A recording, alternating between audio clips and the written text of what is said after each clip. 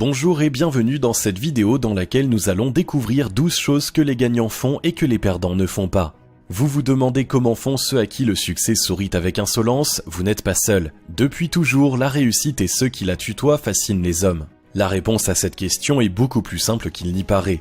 Pour connaître les secrets des winners, découvrez tout de suite ces 12 choses que les gagnants font et que les perdants ne font pas. Juste avant, assurez-vous de vous abonner à la chaîne et n'oubliez pas de télécharger votre livre offert pour changer de vie en cliquant sur le lien dans la description située sous la vidéo. Quelle est la différence entre les gagnants et les perdants ? Tout le monde se demande quelle est la différence qui fait que certaines personnes sont d'éternels perdants dont la vie semble n'être qu'une longue succession de désillusions, tandis que d'autres enchaînent les succès. La première tentation est de prétendre que les seconds étaient forcément avantagés au départ. Mais le nombre de chefs d'entreprise et de millionnaires partis de rien exclut cette possibilité de la liste des réponses valables. On peut aussi être tenté de conclure tout simplement à la chance. Pourtant, nombreux sont celles et ceux qui ont réussi en dépit des épreuves qui s'abattaient sur eux. La vraie différence entre les gagnants et les perdants tient dans les choix qu'ils font jour après jour et qui se traduisent dans leurs actes. Plus que tout autre facteur, c'est ce que vous faites ou pas qui détermine la personne que vous êtes. Les 12 comportements présentés dans cette vidéo se retrouvent chez tous les gagnants sans exception, car ils sont autant de bases fondamentales de la réussite dans tous les domaines. Numéro 1. Prendre leurs responsabilités. La première chose que font les gagnants consiste à prendre leurs responsabilités en toutes circonstances, celle de leur vie en premier lieu. Ils ont conscience qu'ils sont les seuls maîtres de leur destin et savent qu'ils peuvent devenir tout ce qu'ils souhaitent à condition de s'en donner les moyens. Ils ne croient ni au hasard, ni à la destinée et encore moins à la chance. Seulement la volonté, le travail et la ténacité à toute épreuve. Ils assument aussi la responsabilité de chacune de leurs actions. Lorsque quelque chose ne fonctionne pas, ils n'accusent pas les autres. Agir de la sorte est indispensable pour réussir, car si vous n'assumez pas la charge de ce qui se passe dans votre vie, vous renoncez au pouvoir de la changer. Prendre son destin en main, c'est arrêter de subir pour enfin pouvoir choisir. Numéro 2. Penser de façon positive.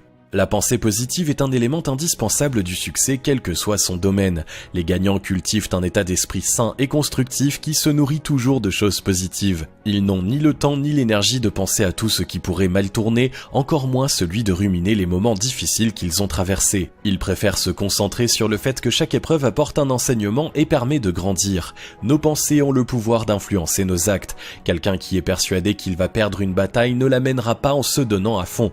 Ce manque d'implication provoquera la défaite tant redoutée. À l'inverse, s'il est sûr de gagner, il jettera toutes ses forces dans la lutte, galvanisé par la certitude de sa victoire. Être un gagnant, c'est cultiver la pensée positive et toujours voir le verre à moitié plein. Numéro 3. Se former en permanence.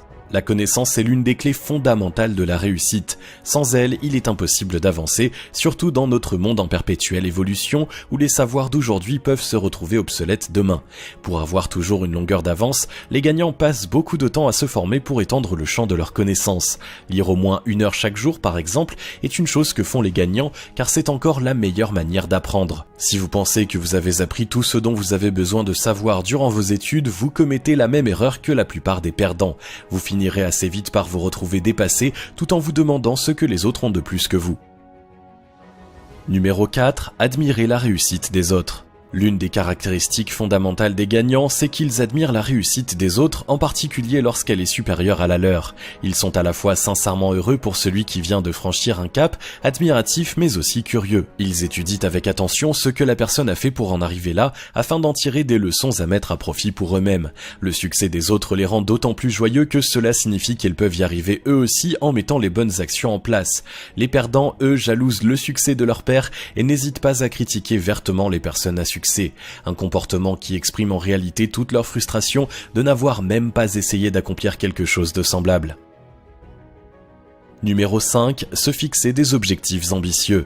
Pour décrocher une étoile, il faut viser la lune. Les gagnants savent que pour aller loin, il est nécessaire de voir grand. Ils se fixent des objectifs concrets et ambitieux pour avoir une direction à suivre. Ils savent ce qu'ils veulent et où ils veulent aller. Une démarche fondamentale pour entreprendre les bonnes actions au bon moment. Les perdants, à l'inverse, mènent leur vie au jour le jour. Même lorsqu'ils se plaignent de ce qu'elle ne leur convient pas, ils sont incapables de se projeter dans l'avenir pour y remédier. Si vous vous fixez des objectifs stimulants, vous vous donnerez à fond pour les atteindre. Si vous n'y parvenez pas en totalité, vous aurez au moins réussi à faire quelque chose d'important. C'est ça, être un gagnant. Numéro 6. Toujours repousser ses limites. Sortir de sa zone de confort en repoussant ses limites est une chose que font les gagnants sans cesse. Ils savent que c'est la seule manière efficace pour progresser toujours davantage. Ce n'est pas pour rien qu'Eleanor Roosevelt disait « Faites chaque jour une chose qui vous fait peur ». Rester sur ce que l'on maîtrise est rassurant, mais cela ne permet pas de passer au niveau supérieur. Seul le challenge permanent et le goût du dépassement de soi le peuvent. Les perdants redoutent toute prise de risque car ils ne savent pas gérer leurs émotions et se laissent envahir par la peur. Faites chaque jour un pas vers l'inconnu et vous découvrirez que les seules limites réelles sont celles définies par votre volonté et votre imagination. Numéro 7. Être à l'affût des opportunités. Bien sûr, être à l'affût des opportunités fait aussi partie des choses que les gagnants font au quotidien. Ils ont cette capacité particulière qui permet de voir le monde comme une source inépuisable de bonnes occasions à saisir. Leur cerveau est toujours à la recherche de la prochaine situation dont ils vont pouvoir tirer un bénéfice.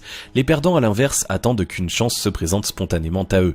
Ils sont si peu attentifs à leur environnement que si d'aventure elle se présente, ils ne la remarquent même pas. Si vous vous dites que les opportunités viendront quand ce sera le moment, vous risquez fort d'attendre toute votre vie sans que cela ne se produise. Gardez toujours les yeux et l'esprit ouverts pour repérer les occasions à ne pas manquer avant qu'elles ne vous passent sous le nez.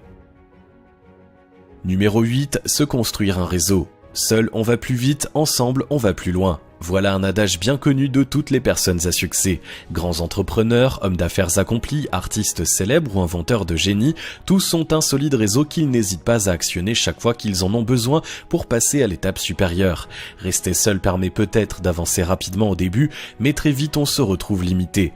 D'abord parce qu'il est impossible de maîtriser toutes les compétences nécessaires pour mener à bien un projet, mais aussi parce que le relationnel est un levier très efficace. Les perdants regardent ce système avec dédain et le qualifient de piston alors qu'il est la base de la réussite dans le monde des affaires. Si vous voulez aller loin dans la vie, l'une des premières choses à faire est de savoir vous entourer judicieusement en fréquentant des gens qui ont les mêmes aspirations que vous et qui ont réussi à les concrétiser.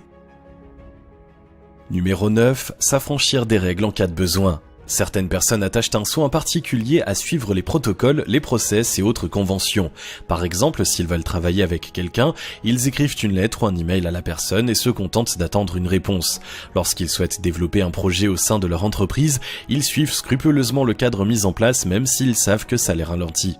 Les gagnants ne s'encombrent pas d'autant de manières, ils vont droit au but et savent forcer la chance pour obtenir ce qu'ils veulent en s'affranchissant des conventions traditionnelles.